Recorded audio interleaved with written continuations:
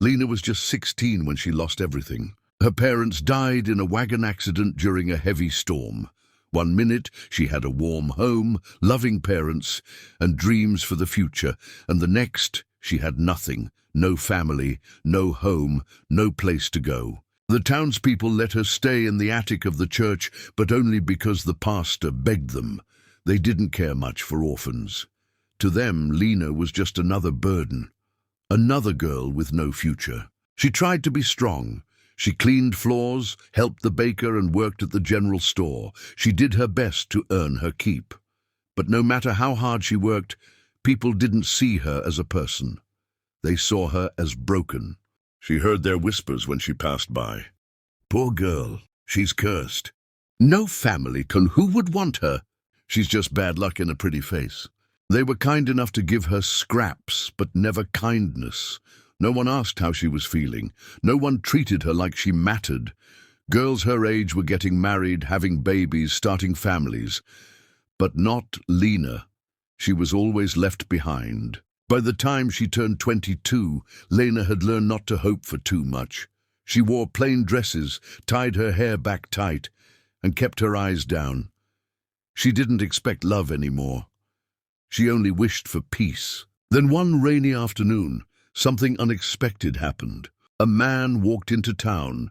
He looked different, tall, strong, with broad shoulders and soft eyes. His clothes were dusty from the road, and his boots were worn from long travels. His name was Samuel. He wasn't rich. In fact, he was known as the poor rancher who lived near the edge of the prairie, far from town. He had no family either, just a small piece of land, a tired horse, and a quiet heart. He came to the general store for supplies. Lena was there, sweeping the floor. When he saw her, he didn't look away like the others. He didn't whisper or frown. He smiled, gently, kindly, as if he truly saw her. Not the orphan, not the cursed girl, just Lena. It made her heart flutter in a way she hadn't felt in years. The next day, Samuel returned, and the next, sometimes to buy feed, sometimes just to say hello. He asked her about her day, her work, her dreams, and Lena, after so long in silence, finally laughed. The town noticed. They watched the way he looked at her, the way he treated her like a woman, not a burden. Whispers started again, but now with sharp tongues. Why her? She's got no name, no land. Why would he want her? He's crazy to even talk to her. But Samuel didn't care.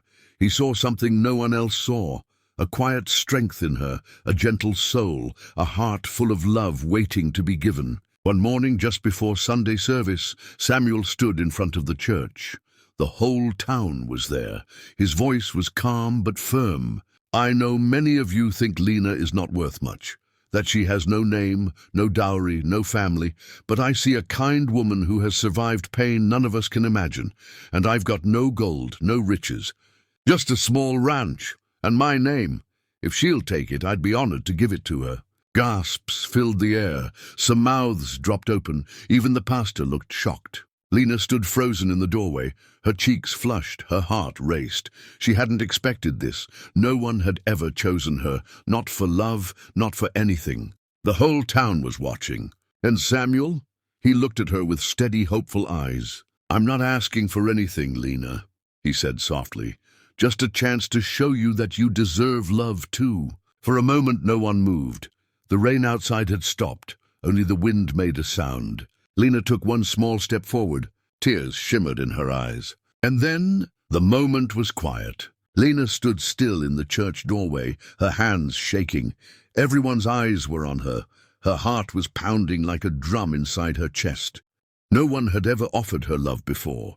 No one had stood up for her like this. She had spent years being invisible, unwanted, forgotten. And now, this man, this poor rancher with dust on his boots and warmth in his eyes, was offering her something she never thought she'd receive. His name, his protection, his love. She walked forward slowly, step by step, her eyes locked on Samuel's. "I don't have much," she said softly, barely louder than a whisper. "No land, no money, no dowry. Just me." Samuel smiled, his eyes glistening. "That's all I ever wanted, Lena, just you." Tears slid down her cheeks. For once, they weren't from sadness. They were from something deeper, hope. "I'd be honored to take your name," she whispered. Gasps filled the room again. Some women frowned. Some men looked away. But Samuel stepped forward, gently took her hand, and kissed it. They were married 2 weeks later in that same little church.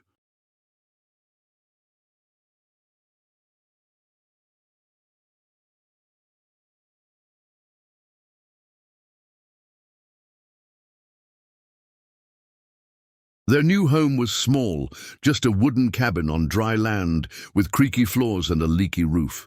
But Lena loved it. She cleaned it, cooked in it, and planted sunflowers outside it. Samuel worked from dawn to dusk, fixing fences, tending to the few cows he had, and cutting wood. Lena helped him every step of the way. They had very little, but they had each other, and that was enough. Over time, the ranch began to change. With Lena's help, Samuel planted a vegetable garden. She painted the front door blue, her favorite color. She baked bread, fed the chickens, and sang while doing chores. Her laughter filled the air like music. Samuel couldn't believe how much joy she brought to his life. He used to come home to silence and shadows. Now he came home to warmth, light, and love. They didn't have children of their own, not at first. But one winter evening, Samuel found a small boy on the road. He was cold, hungry, and abandoned. Samuel brought him home. Lena wrapped him in blankets and fed him soup. She held him through the night as he cried in his sleep. They named him Eli. And then came another child and another. Children no one wanted, children who were lost, forgotten, or thrown away. Lena took them in, loved them, taught them, hugged them every day. The orphan girl who had once been unwanted was now a mother to 6 children, all saved by her open heart. Years passed. The town slowly changed its tune. People began to notice how happy the ranch was, how healthy the children looked, how peaceful Samuel and Lena seemed. One by one they came to visit. At first, it was just for eggs or milk. Then they stayed for tea, then they asked for advice. The same women who once whispered behind Lena's back now brought her fabric for sewing or asked for help with sick babies. The girl they once called cursed had become the heart of the town. On their 10th anniversary, Samuel built Lena a bench under her favorite tree and carved their names into it. "You saved me," he said, placing a soft kiss on her forehead. "No," Lena whispered, "you found me." They lived a quiet, beautiful life, filled with small joys and deep love. Lena never forgot the pain she came from, but she never let it define her. She used her past to build a home full of healing. And whenever a lonely child or hurting soul passed through town, they always found their way to the ranch where the orphan girl once lived. Because love doesn't come from riches. It comes from being seen and chosen. And Lena, she was no longer just the orphan girl. She was Lena Grace Thompson, wife, mother, and the woman who turned a poor ranch into a home full of heart.